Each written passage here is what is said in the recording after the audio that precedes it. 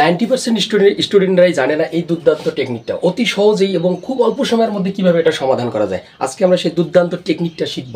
যদি এই ধরনের অঙ্ক থাকে x⁴ প্লাস 1/x4 এবং x⁴ প্লাস 1/x4 একবার প্লাসের মান বের করতে বলে আরেকবার মাইনাসের মান, সেক্ষেত্রে আমরা একটা দুর্দান্ত টেকনিক অবলম্বন করতে পারি। আমরা 194 এর সাথে প্রথমে কি করব, 2 যোগ করব।